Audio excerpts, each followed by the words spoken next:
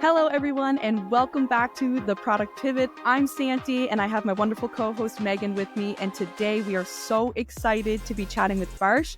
She is a senior product manager at Microsoft, and I'm going to flip it over to her to give more of an introduction.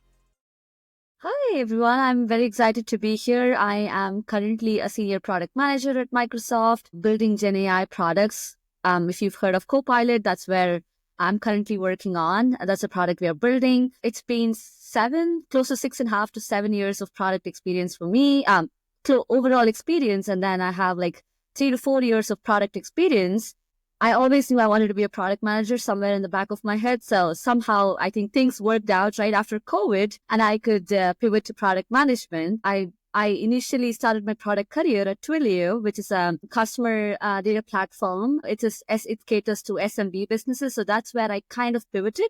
And then I made it back to big tech. I did work at Microsoft right after undergrad back in India, but that was in solutions engineering space. So I think the pivot actually, the first company that took a chance on me getting into PM was Twilio. So yeah, I'm excited to be here and share some nuggets about, how to enter product management or break some shiz about PM. I think it's so exciting. And, I know a lot about Twilio. I know some friends that work at Twilio, and I've heard such great things about Twilio. So to hear like they're the ones that helped you break in and make the pivot, I love that. I would love to hear a little bit about like the journey and how that experience was with, breaking into product management at Twilio. Was there anything that you feel like you did special or differently to help you break into product management there? Well, so I was working with customers. Like I said, I got my undergrad in computer science, and then I came to the US to do my master's in technology management. But when I was like in the solutions engineering space with Microsoft for the first 3 years of my career, I was always helping customers, deploying things or customizing our Microsoft products and things like that. But there was always this question in the back of my head, like, oh, wait, like, why did someone do this? Like, I would have built it this way. Like, it's so much easier.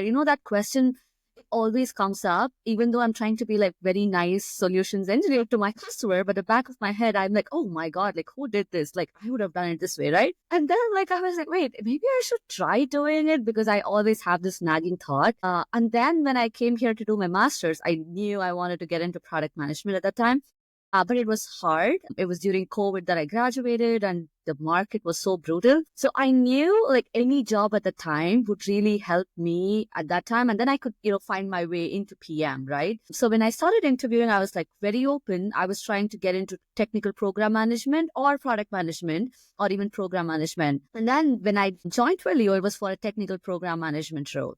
So I joined there, which was helpful because like they valued my solutions engineering background, working with customers and things like that. I think that was why they were convinced that I'm good TPM. Once I got my a foot in the door as a TPM in the company, then within 6 months, I immediately switched to product management. I started making, mentors and talking to people and figuring out once I was doing my current job as a TPM really well, it was easier for people to, take a bet on me. So I think that was my, quick path to PM on the pivot, how I took that path. And then after like a year and a couple of months, I got an interview call from Microsoft, and that's how I'm currently in Microsoft. It's been 3 years as a PM at Microsoft now. I've switched teams a couple of times, but I think to start into product management is hard. So I would say the advice would be like, see what are the common skills that you bring into the table. It's not like you have to build a whole new skills that you probably don't have. Everywhere you have transferable skills.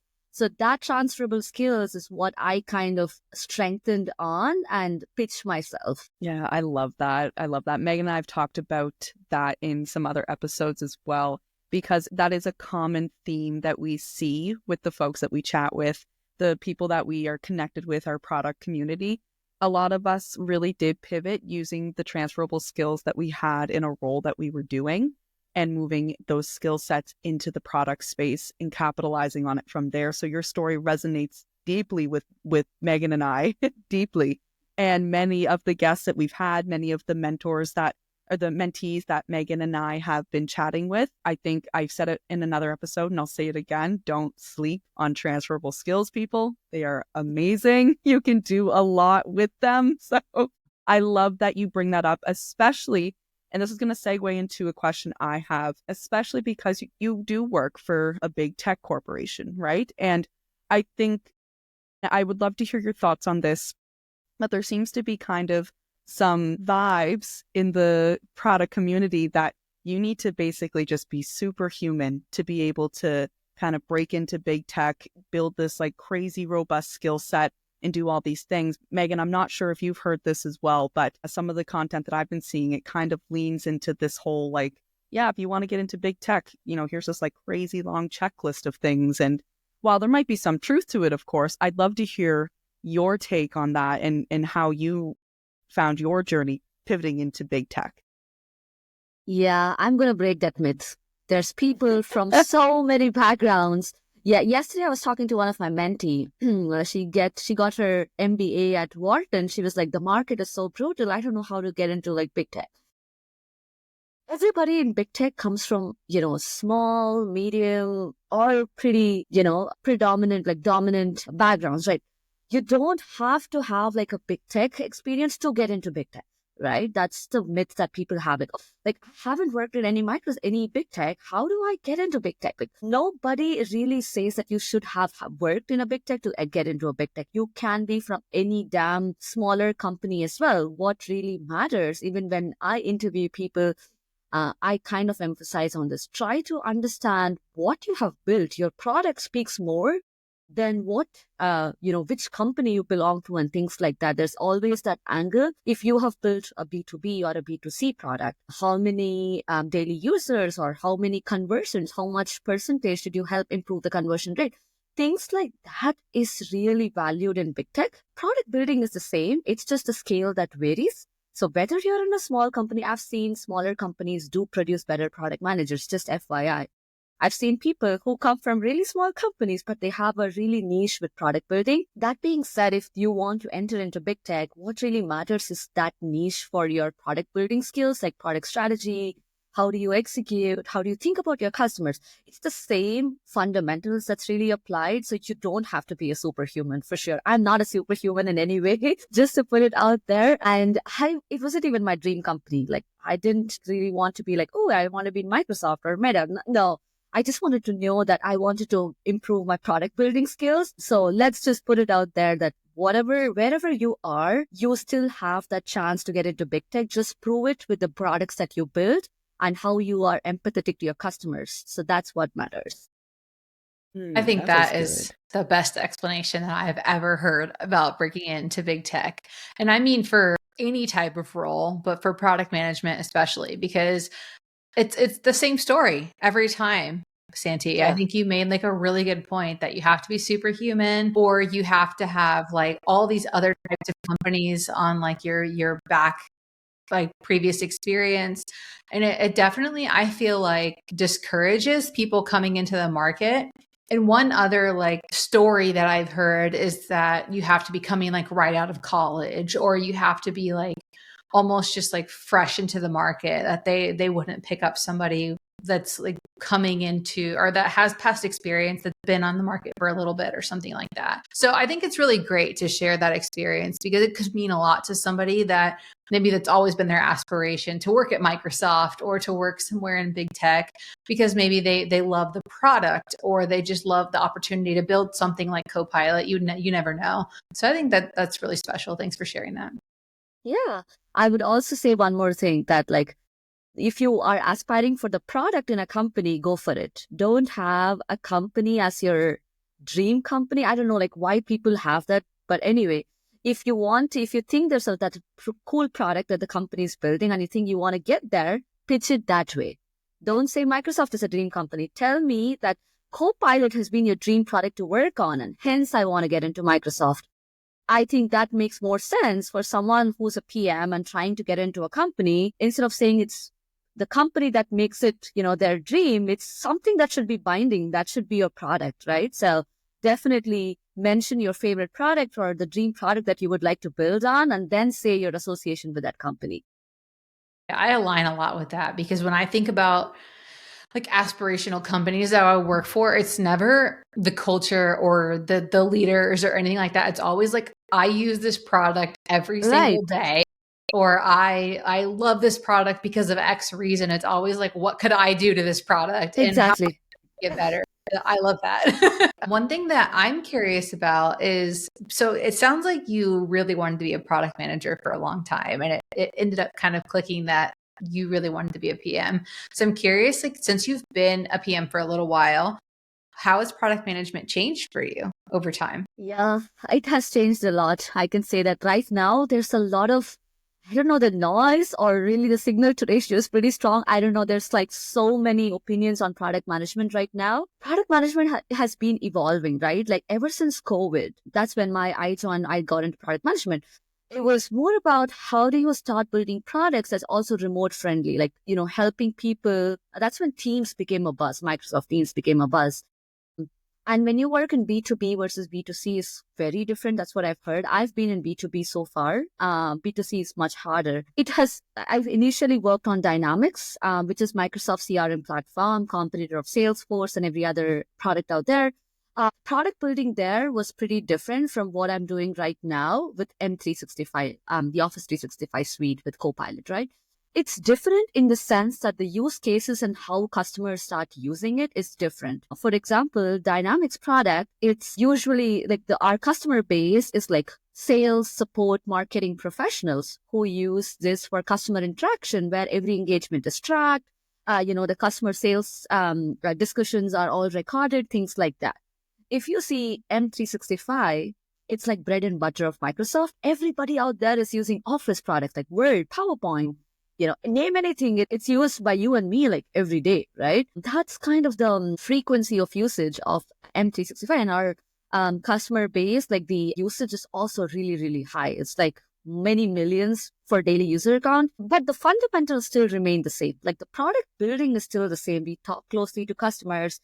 You identify what to build, you do your own user research, and then you start building, you start executing, you start tracking how the features get measured, how your customers are using, things like that. That foundation is the same, but what differs is like the customers you build with and the use cases are pretty different, right? Like you need to be very closely using that product day in and out. I can say that Office 365, everybody out there is using, so I know like what are the pain points. But for me to build in Dynamics, I myself haven't used, right? So it's a niche. It's a niche.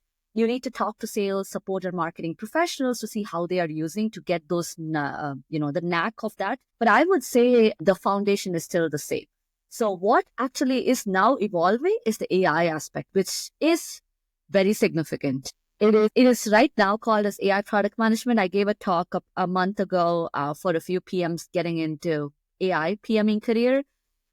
I would say it is going to be a trend. And I can say that I've been playing around with AI tools. I can start coding. Like though I had a CS background, I haven't done any coding in a while, but I started using Cursor, Replit, all these tools out there, and it can really do the code for me. So I feel like the future of this is going to be that PMs are not bound to just ideating and executing.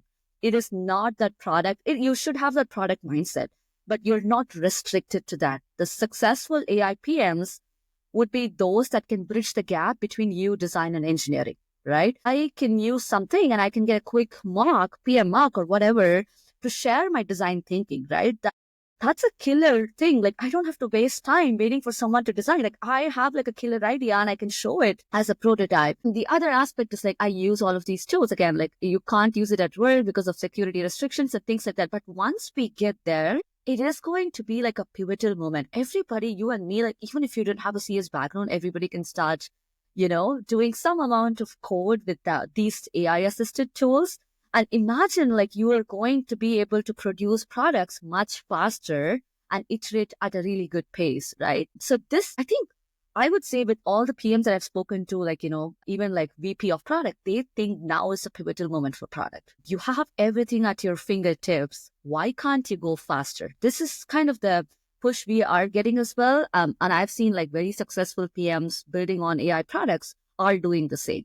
Use as many tools as possible. Try to build yourself and try to bridge the gap that you may have missed out all these while saying, oh, I need a design to work on this, or I need the engineer to have bandwidth.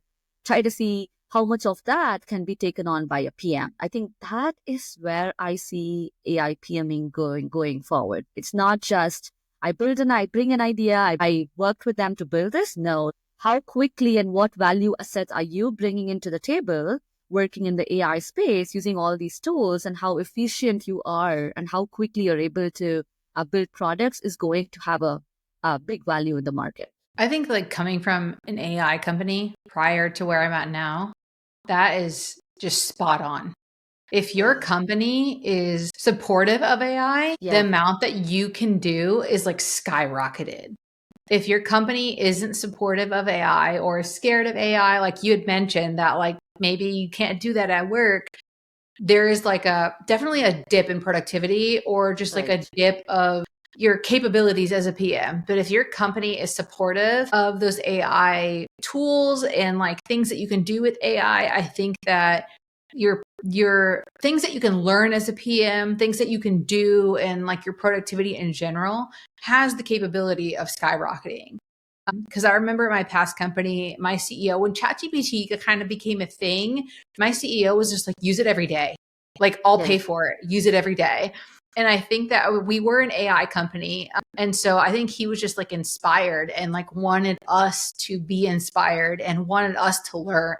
And I think that it was funny because we were an AI company. We were also learning about like companies that were fearful of AI because people were churning also off of our product because their company was banning AI products. And so it was kind of like the different pieces of it.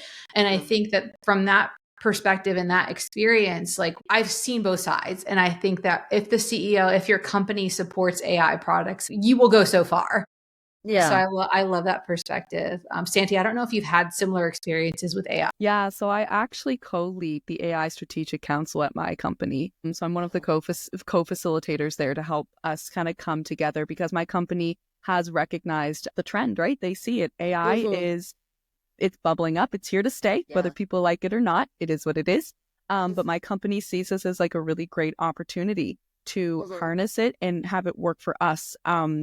Not like to replace people, but to have it boost us in how our productivity is day to day. And I found this to be so good because I'm noticing now, even as a user and as a PM, I'm expecting tools to have AI in them. And I remember I was trialing a customer feedback tool, and shout out to Savio because you guys are great. Shameless plug here. But I was trialing it with them, and I was asking them, you know, okay, we've got a lot of feedback in here. Where's the AI summary roll up? And it was just second nature for me because I was like, you know, I'm obviously going to get into the nitty gritty of this feedback for sure. But how are you going to roll this kind of overlying theme up so I can get a quick summary of it?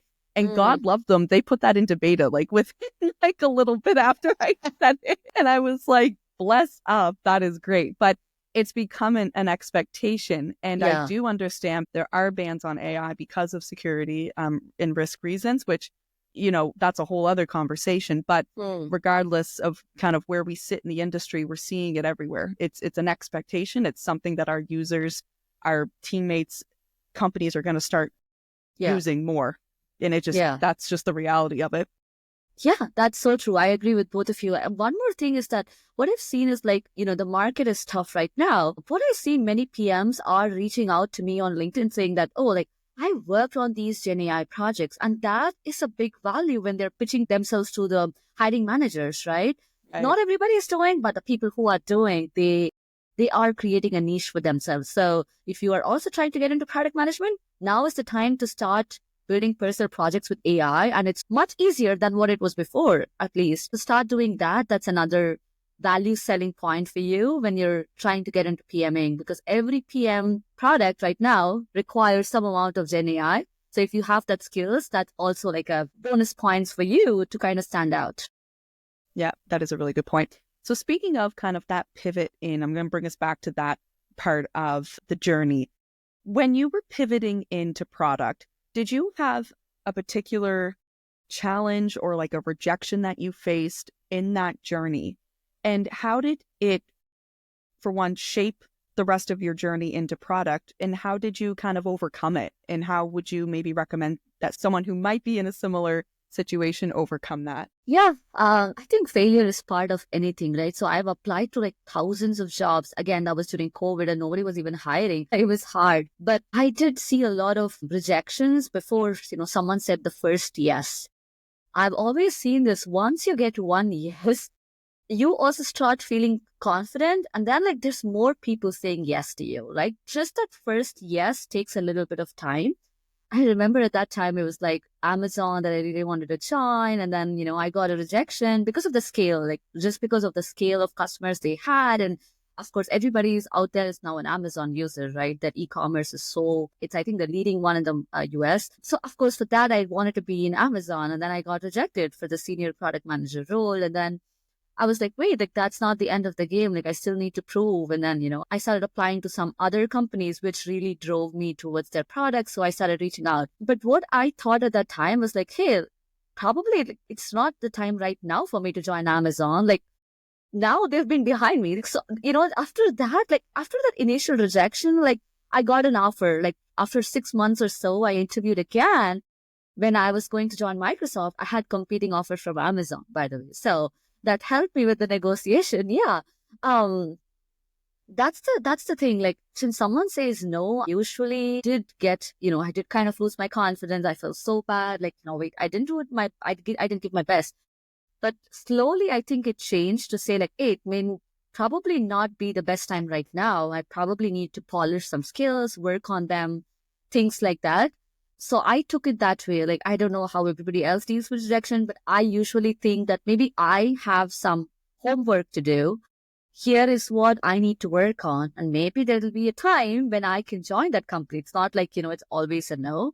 Probably now is not the time and I need to work on it. That's how I usually think about it. And it actually helped me become stronger, right? Like usually in the interviews, you need to have really concise, very impactful answers.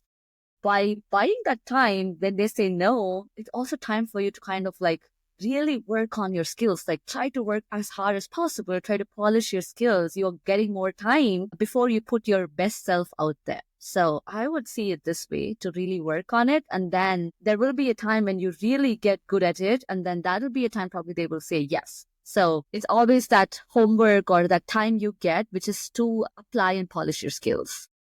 Yeah, I love that. And everyone is probably getting sick of me saying this, but it's so true. I see us, the things we do, people, we're products in ourselves. So that part of the process of pivoting into product, I see very much like an iterative process, right? Yes. You get out there, you might get some no's.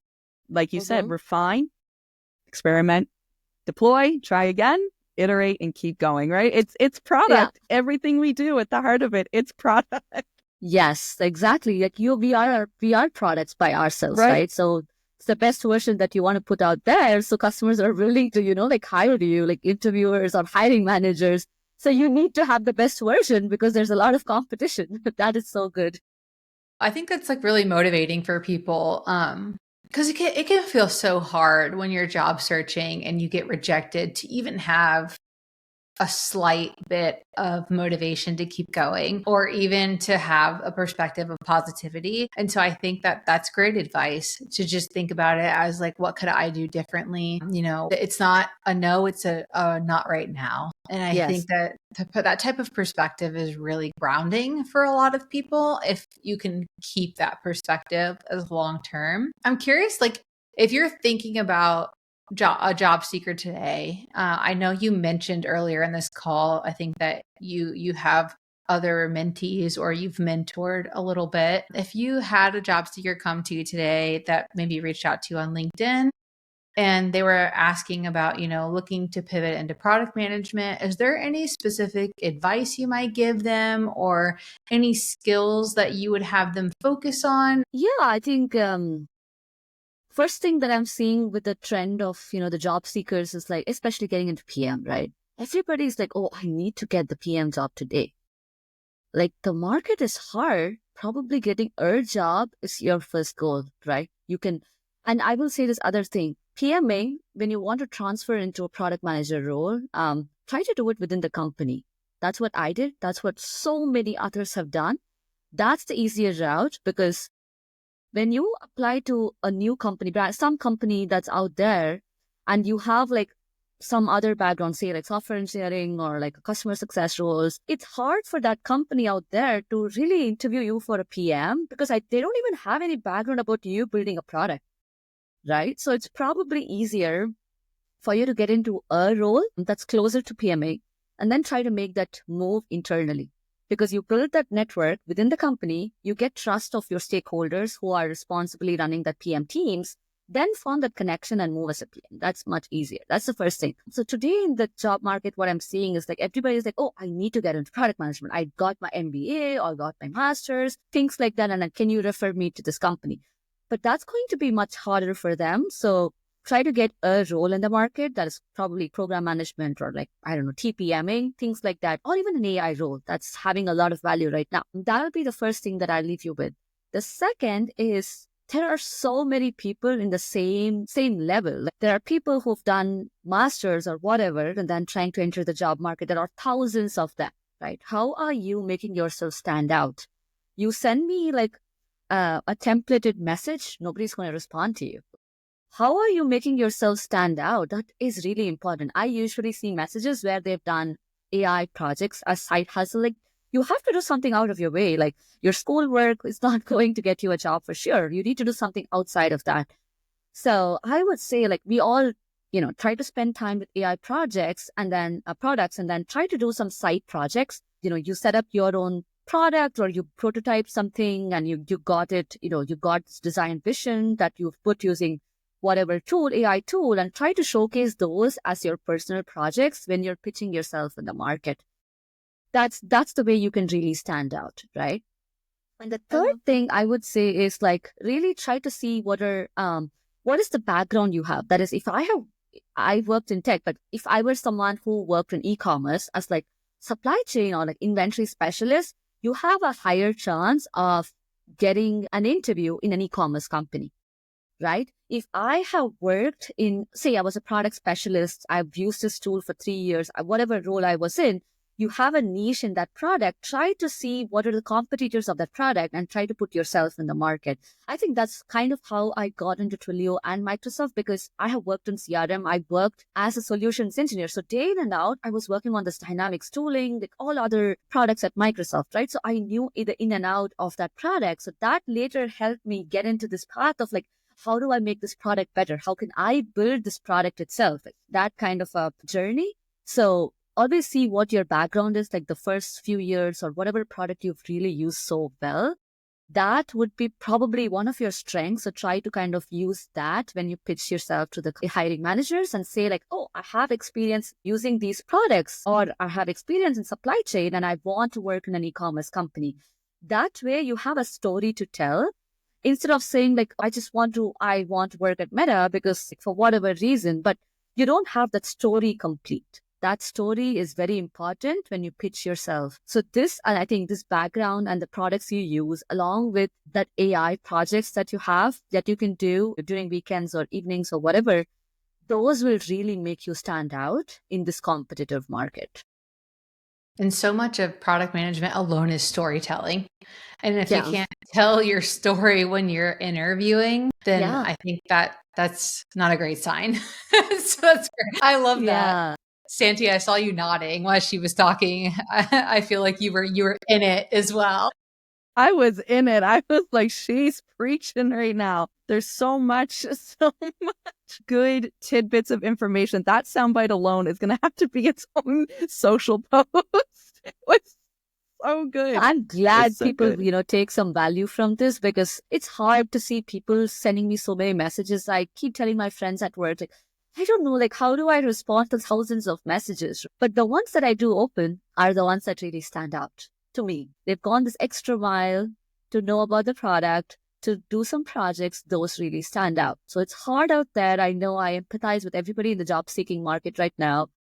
But try to create a niche for yourself and have this competitive edge before you put yourselves out there to others, right? That's how people will be impressed with your profile and they'll even respond with the first response. Right.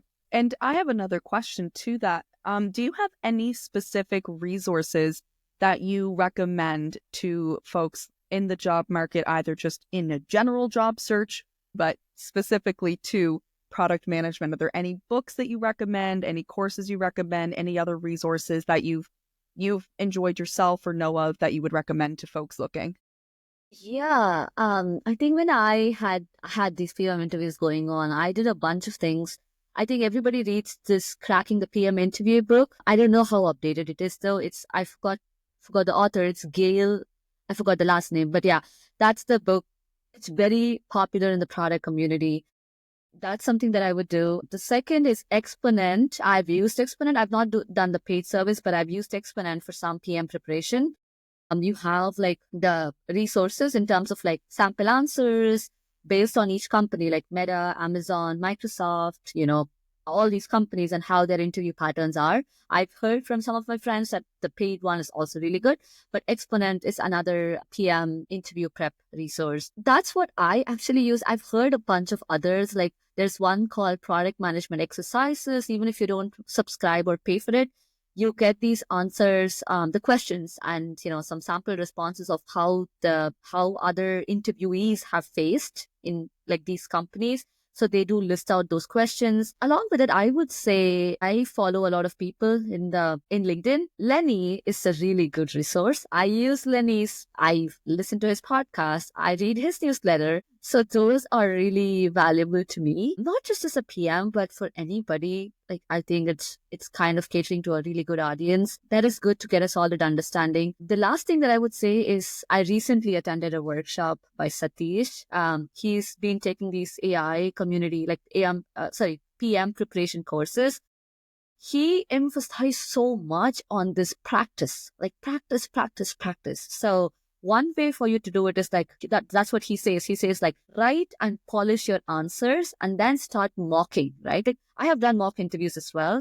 I think most people who are interviewing for PMs roles, they would know about this Lewis Lynn community. Lewis Lynn is like a very renowned product person, and he runs his own community where you can see fellow product people trying to interview. So you can set up time and mock with them, and you also see sample questions, things like that. So I think the most underrated part of the interviewing is try to write and practice as much as possible with yourself and then start mocking with others.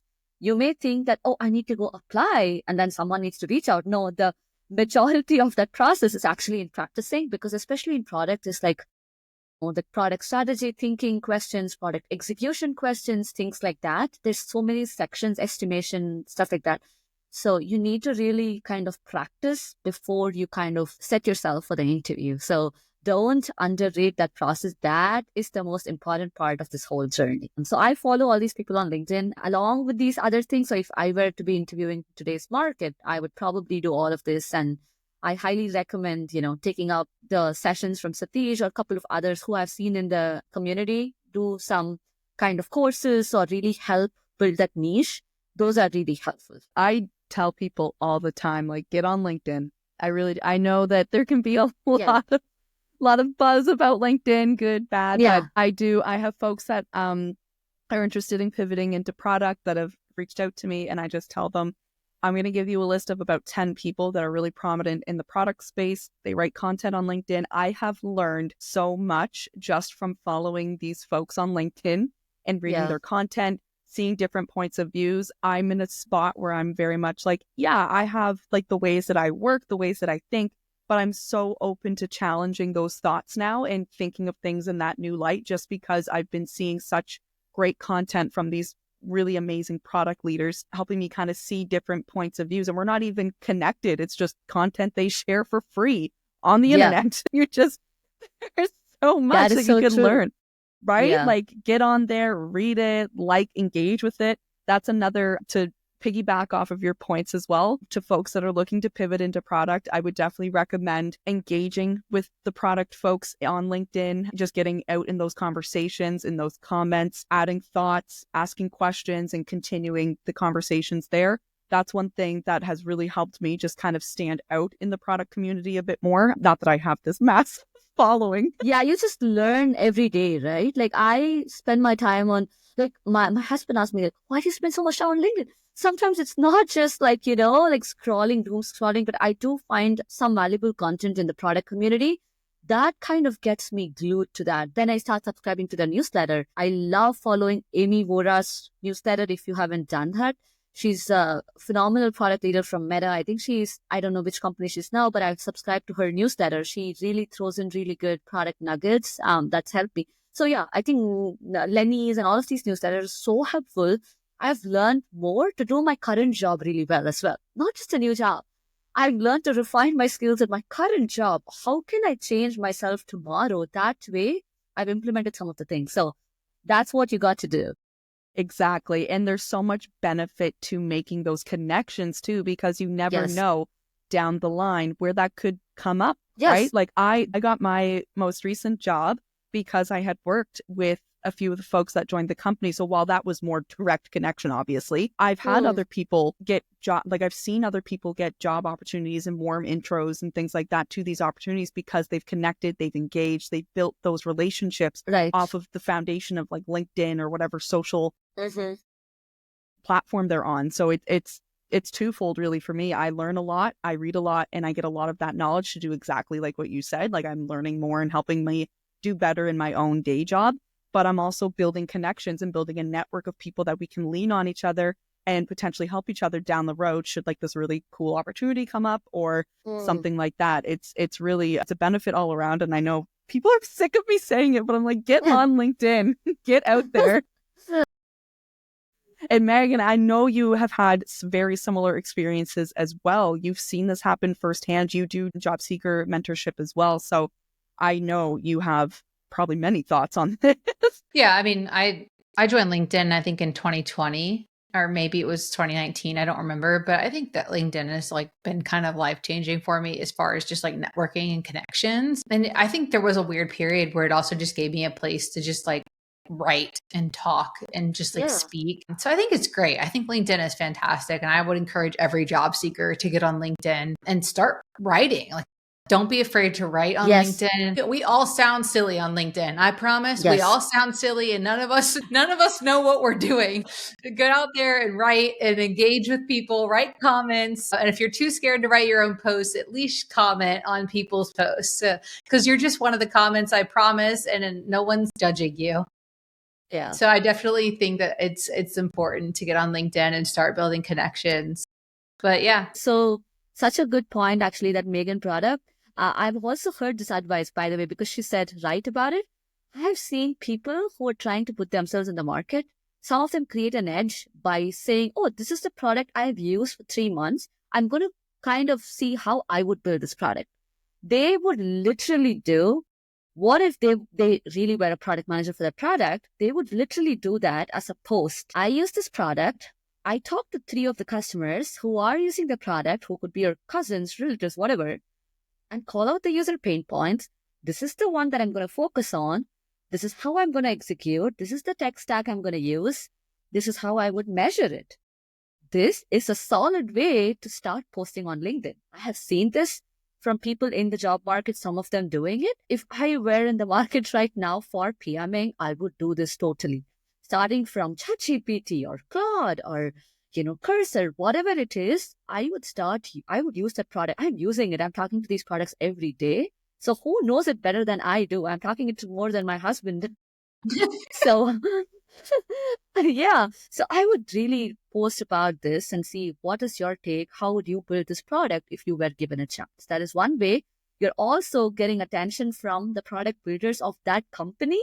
Now they're like, oh, that's an interesting take, You don't have to do it only in interviews. You have to do it on LinkedIn to get more attention. I love that. That's a good call out, and I wanted to just piggyback there. Yeah, that's great. I think that's such a great idea.